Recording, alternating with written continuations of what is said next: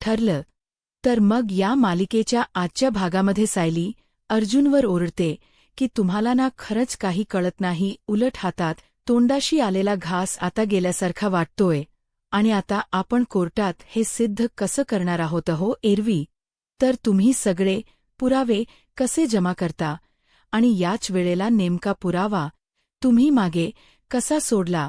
तुम्हाला कळतं की नाही? सायलीने अर्जुनला जाब विचारताच त्याचबरोबर पाठोपाठ अगदी प्रश्न विचारताच अर्जुन आता त्याच्या हाताने तिचे तोंडच दाबतो आणि म्हणतो की तू शांत बसशील तर मला काहीतरी सांगता येईल ना? मग आता ती म्हणते हात काढा अगोदर.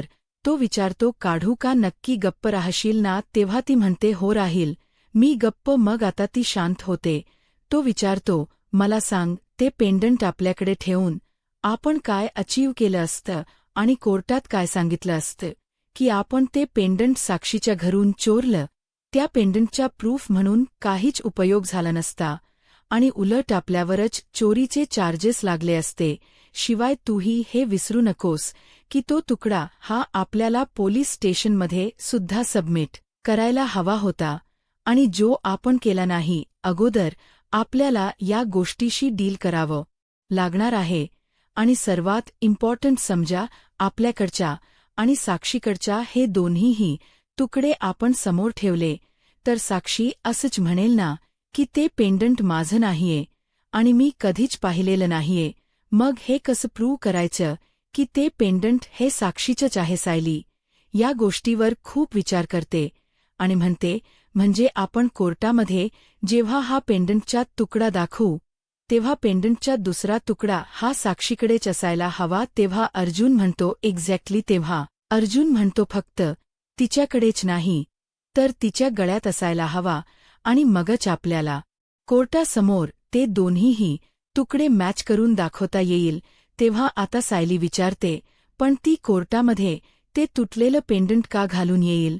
तेव्हा अर्जुन म्हणतो आता तोच विचार आपल्याला करायचा आहे. तेव्हा अर्जुन म्हणतो हे बघ, आज आपल्याला कन्फर्मेशन मिळालंच आहे की साक्षीने ते पेंडंट टाकून दिलेलं नाहीये, अगदी जपून ठेवलं आहे. त्यामुळे आता हे मॅनेज करायचंय. ती पुन्हा ते पेंडंट तिच्या गळ्यात घालेल आणि ते घालूनच ती कोर्टामध्ये येईल. पण कसं? हा विचार अर्जुन आता करू लागतो. दुसरीकडे आता सुमन ही बाहेर काहीतरी करत असते. त्याचवेळी नागराज तेथे जातो आणि सुमनला विचारतो काय सुमन, काय चाललंय काय तुझं? मग आता ती म्हणते कुठे काय केलंय मी? मग आता नागराज पुन्हा म्हणतो अगं काही करत नाही ना, तो तर मोठा प्रॉब्लेम आहे. अगं तू धाकटी जाऊबाई म्हणून काही वहिनींची जबाबदारी घेणार आहे की नाही? वहिनींना गोळ्या कोण देतं? तेव्हा ती म्हणते मी. पुढे नागराज म्हणतो अगं दादा, तिथे दमून भागून आलाय आणि तो गोळ्या देतोय, हे बरोबर आहे का? अगं जा, तू गोळ्या दे की तिला. मग आता सुमन म्हणते ठीक आहे देते मी गोळ्या. मग आता सुमन तितक्यात तेथे जाते आणि म्हणते भाऊजी थांबा. तेव्हा रविराज विचारतो काय झालं? ती म्हणते अहो वहिनींना गोळ्या तर मीच द्यायला हव्या ना. अहो तुम्ही दमून भागून येता. सॉरी हा, मी स्वयंपाकघरात होते ना म्हणून माझ्याकडून जरा चुकलीच. तेव्हा ती त्याला आता तिथून उठवतेच. मग रविराज म्हणतो अगं सुमन, गोळ्या मी दिल्या काय किंवा तू दिल्या काय? अगदी सारखंच आहे ना. तेव्हा सुमन म्हणते हो. मग रविराज सांगतो अगं प्रतिमाच्या पोटात गोळ्या गेल्याशी. कारण तेव्हा सुमन सांगते अहो हो, पण वहिनींना औषध देण्याची जबाबदारी मी घेतली आहे ना, मग मीच नको का लक्ष द्यायला हवं? तेव्हा रविराज म्हणतो अगं रोज प्रतिमा गोळ्या घेते की नाही, ही सर्व जबाबदारी तुझीच असते ना. मग आता सुमन सांगते अहो हो, पण मी माझं जर काम तुम्हाला करायला सांगितलं तर माझं मन मलाच खात राहील. तेव्हा रविराज सांगतो बरं ठीक आहे बाई, ठीक आहे, तूच दे तुझ्या त्या वहिनीला ओळ्या. तेव्हा आता वहिनी तुम्हाला चालेल ना? आता सुमन प्रतिमाला विचारते. तेव्हा प्रतिमा म्हणते कुणीही द्या, काय फरक पडतो? तेव्हा हे घ्या बरं, हे घ्या असं म्हणून सुमन आता प्रतिमाला त्या गोळ्या देते. तर नागराजला आता खूप म्हणजे खूपच आनंद होतो. दुसरीकडे आता रियाने साक्षी आणि महिपला कॉल केलेला असतो. ते दोघेही जरा टेन्शनमध्येच असतात. मग प्रिया म्हणते, नक्कीच काहीतरी गडबड आहे साक्षी, कारण घरच्या डॉक्टर असताना कोणी जातं काग बाहेर असं डॉक्टरकडे, कारण अर्जुन आणि सायली कन्फर्म खोट बोलून वेगळीकडेच कुठेतरी गेले होते. तेव्हा साक्षी ओरडते, अगं कुठेतरी नक्की म्हणजे कुठे हे तुला माहिती आहे का? तेव्हा प्रिया म्हणते, अग नाही माहीत, ते मला काहीतरी प्लॅन करून ते एक्स्पोतून निघाले एवढं तर मला कन्फर्म आहे. मग आता महिप्त हा खूपच चिडतो आणि म्हणतो, काहीतरी कुठेतरी कधीतरी तुला जर नीट सांगता येत नसेल ना, तर तू आता फोन ठेव असं म्हणून तिच्यावर जोरातच ओरडतो. आणि इथे आम्हाला डोळ्याला झोप नाही त्यात तुझी कटकट पण नको. मग आता प्रिया म्हणते, अहो असं काय करताय अण्णासाहेब, जे काही मला कळेल ते तुम्हाला सांगायचं हेही तुम्हीच सांगितलं ना आम्हाला. तेव्हा महिप्त ओरडतो, अगं तुला अशा अर्धवट बातम्या देण्यासाठी ठेवलेलंच नाहीये, आणि असं अंधारात बाण मारण ना अगोदर बंद कर, नाही तर तोच बाण घेईन आणि तुला भोगसेन आता. तेव्हा साक्षी म्हणते, एक मिनिट अण्णा, एक मिनिट असं म्हणून ती अण्णाला गप्प करते आणि प्रियावर वैतागते. म्हणते की तुझ्याकडे काही कॉन्क्रीट प्लॅन असेल त्या दोघांचा तर तो सांग, नाही तर फोन ठेव, कारण आम्हाला ऑलरेडी खूप टेन्शन्स आहे इथे. तेव्हा टेन्शन का, काय झालं काय आता ती विचारते. तेव्हा साक्षी जोरातच ओरडून सांगते, अग चोरी झाली आमच्याकडे. हे ऐकून प्रियाला धक्का बसतो. ती विचारते, काय? साक्षात महिप्त शिखरच्या घरी चोरी झाली, आणि ही अशी चोरी करण्याची हिंमत कुठल्या चोराने दाखवली? ए साक्षी, तू काही थापाबिपा मारत नाही ना मला? तेव्हा आता साक्षी म्हणते, एक मिनिट थांब जरा, आता तुला दाखवते, एक मिनिट असं म्हणून ती आता पटकन फोटो क्लिक करते आणि प्रियाला सेंड करते. तेव्हा प्रिया आता सगळेच फोटो आता पाहते. त्यामध्ये साक्षीने आता जे शूटचे ठसे चिखलाचे पडलेले असतात ना ते सुद्धा खोटोच पाहत असते आणि म्हणते, खरंच साक्षी, तू खरं बोलतीये खरंच आता प्रिया म्हणते. त्याचवेळी आता महिप्त रागात म्हणतो, सारखं सारखं खोट बोलायला आम्ही काय प्रिया मधुकर आहोत का? तेव्हा प्रिया म्हणते, अण्णा सर, अहो मला टोमणे मारण्यापेक्षा चोरी कोणी केली आहे ना हे शोधता येतं का? जरा बघा.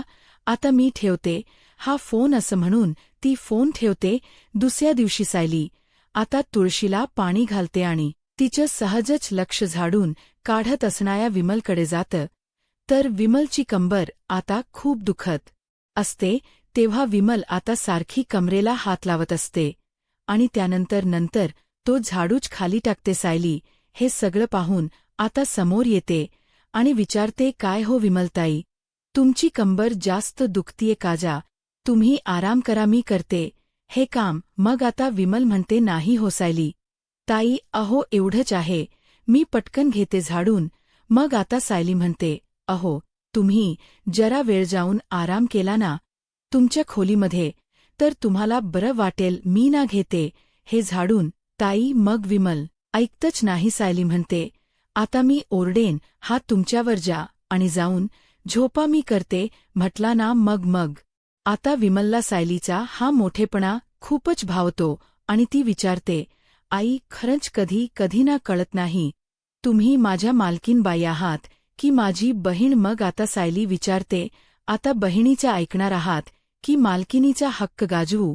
तेव्हा विमल म्हणते, नाही जाते मी. मग तिला सायली आराम करायला सांगते आणि स्वतः झाडून घेऊ लागते. मग आता सायली म्हणते की तर पाणी ओतूनच ना जरा झाडून घ्यायला हवं, कारण सगळं काही स्वच्छ होईल असं म्हणून ती पाणी आणण्यासाठी आतमध्ये जाते. तेवढ्यातच प्रिया नेटवर्क का मिळत नाही आज असं म्हणून लगेचच बाहेर येते. बाहेर याबरोबर तिला आता त्या शूटचे ठसे दिसतात आणि जे साक्षीच्या घरात ठसे असतात ना सेम तसच्या तसे चिखलाचे. आता हे सगळं पाहून प्रियाला मोठा धक्काच बसतो आणि ती त्या दिशेने जाऊ लागते. सायली आता पाणी घेऊन बाहेर येते आणि बाहेर आल्यानंतर ती प्रियाकडे पाहतच राहते. मग आता सायली पटकनच त्यावर पाणी टाकते आणि म्हणते, बाजूला हो, चल मला पटकन साफ करून घेऊ दे. त्यावेळी आता प्रिया मनात विचार करते, जसं साक्षीच्या घरामध्ये शूजचे ठसे होते ना, सेम तसेच होते इथे सुद्धा. पण ही सायली ना नेहमीसारखी इथे तडमडलीच. तेव्हा ती समोर असणारे ते शूज पाहते, तर त्या शूजला आता चिखल लागलेला असतो. आता ती बरोबर पाहते आणि तिला धक्काच बसतो. मग आता तिला पुन्हा एकदा त्या शूजच्या ठशांचे फोटोज आठवतात. तर थोडसं का होईना क्लिक झालेलं असतं की ते अर्जुनच्याच बोटांचे ठसे तर नसतील. त्यावेळी ती आता सायलीला म्हणते, ते ऐक ना सायली, मी ह्या सगळ्या चपलांना तिकडे ठेवते, म्हणजे तुला व्यवस्थित स्वच्छ करता येईल. तेव्हा सायली हसूनच म्हणते, कर हा कधीतरी ही काम सुद्धा कर. त्यानंतर ती आता म्हणते की या बुटांना किती चिखल लागलाय, मी धुवून आणते. हा हे बूट. तेव्हा सायली मनात विचार करू लागते, एकही काम न करणारी प्रिया चक्क यांचे बूट धुवायला निघाली, पण चिखल तर इथे सगळ्याच चपलांना असेल ना. मग हिने फक्त यांचेच शूज का उचलले असतील, आणि हे बूट तर साक्षीच्या घरी जाताना यांनी घातले होतेच. मगाशी प्रिया ही यांच्या बुटाचे ठसे पाहत होती का? तेव्हा आता सायलीला सुद्धा त्या सगळ्या गोष्टी आठवू लागतात. मग आता ती प्रियाला अडवते आणि म्हणते, या सगळ्या गोष्टींना तू करण्याची अजिबात गरज नाही. आता दे इथे, मी साफ करते माझी. तेव्हा प्रिया आता लगेचच तिच्या हातातून ते बूट ओढू लागते आणि म्हणते, अग दे ना, मी करते साफ, त्याला चिखल लागलाय. तेव्हा सायली म्हणते, नाही म्हटलं ना, आणि तुला साफच करायचे आहे तर चपलांना सुद्धा चिखल लागलेला आहे, ते साफ कर ना. तेव्हा प्रिया म्हणते अगो करते ना, त्याच्यानंतर करते, अगोदर ही करते. तेव्हा प्रिया अगदी सायलीच्या हातातून ती शूज जोराजोरात ओढू लागते. मग सायली सुद्धा आता चांगला जोर लावते आणि म्हणते, नाही म्हटला ना एकदा, म्हणून ती तिला अगदी स्पष्टपणेच सांगते, यांच्या बुटाला दुसर कोणी हात लावलेला यांनाही आवडत नाही आणि मलाही नाही आवडत. आणि जर तुला मदत करायचीच असेल ना, तर जा स्वयंपाकघरामध्ये जा आणि भाज्या चिरून ठेव, मी येते आपली फोडणी टाकायला. आणि विमलताईंना तसंही बरं नाहीये, दे इकडे, असं म्हणून ती आता लगेचच ते शूज स्वतःकडे घेते. तेव्हा नेटवर्कसाठी आले होते मला एक अर्जंट कॉल आहे, आता नेटवर्क मिळालंय, मी कॉल करते, असं म्हणून प्रिया आतमध्ये जाते. तेव्हा सायली मनातच विचार करते, हे बूट प्रियापासून ना लपून ठेवायला हवेत, असं म्हणून सायली सुद्धा आता घरात जाते. त्याचवेळी प्रिया इकडे रूममध्ये आलेली असते आणि लगेचच ती साक्षीला कॉल करते. तेव्हा साक्षी कॉल रिसीव्ह करते. हो बोल, असं म्हणते. त्यावेळी प्रिया सांगते, अग साक्षी, तुला कॉन्क्रीट इन्फॉर्मेशन हवी ना? अगं मला मिळाली आहे ती इन्फॉर्मेशन. अगं एक काम कर तू ना, अगोदर फोन स्पीकरवर टाक आणि अण्णा सरांना सुद्धा ऐकू देत की मी किती ती मोठं काम केले. मग आता साक्षी विचारते, नक्की ना? तर नेहमीसारखा असा भिजलेला फटाका लावायला जाशील, मग माझे अण्णा हे तुलाच पेटवून देतील. तेव्हा प्रिया म्हणते, नाही खरंच, म्हणजे खरंच एक खूप मोठी सॉलिड न्यूज आहे. तेव्हा साक्षी आता अण्णाला मोठ्याने आवाज देऊ लागते. तर अण्णा येतो असं म्हणतो. मग दुसरीकडे सायली ही रूममध्ये ते शूज घेऊन येते.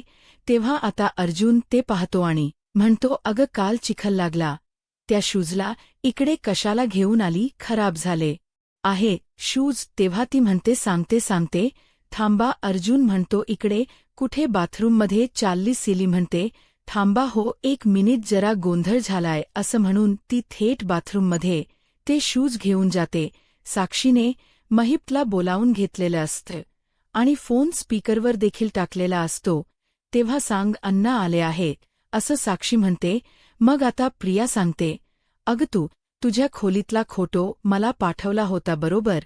मग साक्षी म्हणते, हो, काय झालं पुढे? तेव्हा प्रिया सांगते, तो मी नीट लक्ष देऊन पाहिला. तेव्हा महिप्त म्हणतो, अरे वा, तू नीट बघितला का? अगदी निरखून. ब्र, कुठल्या मैदानात तुझा सत्कार ठेवायचा? मग बोल ना चिचुंदरे. तेव्हा प्रिया आता वैतागते आणि म्हणते, ओ अण्णा सर, अहो जरा नीट ऐकून तरी घ्या हो. त्या फोटोमध्ये जमिनीवर एका बुटाचा ठसा उमटला होता आणि तो ठसा एका चोराच्या बुटाचा होता बरोबर. तेव्हा साक्षी म्हणते, हो. मग प्रिया सांगते, अगं तसेच ठसे ना सेम आमच्या घराच्या बाहेर होते आणि ते दुसऱ्या कुणाचेही नसून अर्जुनच्या बुटाचे होते. हे ऐकून महिप्त आणि साक्षीला जबरदस्त असा धक्का बसतो. तर प्रिया सांगते, याचा अर्थ तुमच्या घरी चोरी करणारा चोर हा दुसरा तिसरा कोणीही नसो, तो अर्जुनच आहे. तेव्हा आता साक्षी आणि महिपला जबरदस्त असा धक्का बसतो. इकडे सायली किचनमध्ये काम करत असते, पण आता प्रियाचा ती विचार करते. ती म्हणते की प्रियाच डोक कसं चालतं ना मला चांगलंच माहीत आहे. आता तिला आमचा संशय आलाय का हे पाहायला हवं. तर दुसरीकडे महिपद आता चिडतो आणि म्हणतो, हे बघ चिचुंद्रे, ही जर माहिती खोटी निघाली ना तर तुला अशी हानींना कधीही विसरणार नाही आयुष्यात. तेव्हा प्रिया सांगते, अहो हे खोट निघणारच नाही. हे ना अगदी 100 खरं आहे. अहो तुम्ही आमच्या घराच्या बाहेर ते ठसे बघितले असते ना, तुमच्या नक्कीच लक्षात आलं असतं. तुम्ही आता एक काम करा ना, पोलीस कंप्लेंट करा आणि पोलिसांना जाऊन सांगा की अर्जुनने तुमच्या घरी चोरी केली आहे. तेव्हा आता महिप्त म्हणतो, अरे वाह वाह वाह, पण कोर्टामध्ये काय दाखवायचं. त्या सुभेदाराच्या चिखलात माखलेला बोट का. इकडे सायली आता प्रियाच्या रूम जवळ आलेली असते आणि तिच्याकडे पाहतच राहते. मग दुसरीकडे महिप्त ओरडतो, अगं इथे चोरी झाली तरी पोलिसांना सांगायची सोय नाही, कारण जर ते पोलीस घरी आले तर माझी 100 लफटी ते अगदी 113% बाहेर काढतील. त्याचं काय. तेव्हा प्रिया म्हणते, अहो काय करायचं ते करा, पण ही संधी सोडू नका. मी जे सांगितलं आहे ना ते अगदी 100 खरं आहे. सायली हे बोलणं ऐकून मनात विचार करू लागते, ही नक्कीच महिप्त बरोबर बोलत असणार. आणि अशाच सगळ्या बातम्या ह्या इथून तिथे जातात. तेव्हा प्रिया म्हणते, अहो पण तुम्हाला का कळत नाही. असं म्हणून तीच लक्ष मागे जातं. तर सायली समोर उभे असते. तेव्हा आता सायली हस्तच आतमध्ये येते आणि काही न ऐकल्यासारखं तिला म्हणते की काय. तेव्हा प्रिया विचारते, तू इथे काय करतीयस, कारण प्रिया खूप घाबरलेली असते. सायली सांगते, अग मी तुझ्यासाठी कॉफी घेऊन आली, पण तू कोणाशी बोलत होती. मैत्रिणीबरोबर का. तेव्हा प्रिया खोट सांगते, हो मी कॉलेजच्या प्रोजेक्टबद्दलच बोलत होते. आणि कसं आहे ना, तू कान लावून ऐकलं असशीलच, एक संधी सुद्धा सोडू नको. हा आता. तेव्हा सायली हस्त म्हणते, अग कस ऐकणार मी येण्या अगोदरच तू फोन बंद केला ना. तेव्हा प्रिया म्हणते, हो तेही बरोबरच आहे. आणि कॉफी द्यायला आलीयस ना, मग दे. तेव्हा सायली तिच्या हातामध्ये कॉफी देते. त्याचवेळी आता देऊन झाली आहे ना. मग निक्की ती पुन्हा सायलीला म्हणते. त्यामुळे सायली आता तेथून जाते. मग आता सायली बाहेर येऊ मनातच विचार करते, प्रियाला आपल्यावर संशय आला आहे, हे यांना आता सांगायलाच हवं. असं म्हणून ती रूममध्ये जाते. अगोदर दार बंद करून घेते. अर्जुन विचारतो, काय काय चाललंय काय. तुझं ते चिखलाने माखलेले शूज इकडे घेऊन काय येते. आणि मग नंतर बाथरूममध्ये काय ठेवते. पटकन पुन्हा बाहेर काय जाते. काय चाललंय नक्की. तेव्हा सायली सांगते, मग आता ती म्हणते, मी सकाळी जेव्हा बागेत होते ना तेव्हा प्रियासुद्धा तेथेच होती. अहो तिचं माझ्याकडे फारच लक्ष नव्हतं, पण तुमच्या बुटांचे ठसे ना तिथे उमटले होते. अहो तीच लक्ष तुमच्या बुटांच्या ठशाकडे गेलं आणि ती अगदी ते निरखूनच बघायला लागली. मग माझ्या जेव्हा ही गोष्ट लक्षात आली तेव्हा मी त्यावर पटकन पाणी टाकलं. तेव्हा अर्जुन म्हणतो पुढे. त्यावेळी सायली म्हणते, अहो तिने तुमचे ते बूट उचलून घेतले आणि लगेच म्हणायला लागली की मी स्वच्छ धुवून आणते हे बूट म्हणून. तेव्हा सायली आता घडलेला पुढे प्रसंग सांगू लागते. अर्जुन म्हणतो, काहीतरी मेजर गडबड आहे, कारण तन्वी आहे ना, ती स्वतःहून असं कधीच करणार नाही. सायली म्हणते, हो ना मलाही असंच वाटते. तेव्हा सायली म्हणते, हो ना, म्हणून जबरदस्तीने मी तिच्याकडून ते शूज खेचून घेतले आणि इकडे आणून ठेवले. अहो काल आपण महिपच्या घरी जेव्हा गेलो होतो ना तेव्हा तुम्ही हेच शूज घातले होते बरोबर. तेव्हा अर्जुन म्हणतो, हो. तेव्हा सायली सांगते, ज्या अर्थी प्रिया तुमच्या त्या बुटांच्या ठस्याकडे एवढी निरखून पाहत होती, म्हणजे तसेच ठसे सेम महिपच्या इथे घरामध्ये उमटले असतील का? तेव्हा आता अर्जुनला ते सर्व प्रसंग आठवतात की खिडकीतून आतमध्ये जाताना ते त्या फरशीवर ठसे उमटलेच असणार. मग आता सायली म्हणते, अहो कोणाशी तरी. नंतर ती फोनवर बोलत होती, अगदी हळू आवाजात. मग मी तिला विचारलं, कोणाशी बोलतीये? तर म्हणाली, मैत्रिणी बरोबर बोलतीये.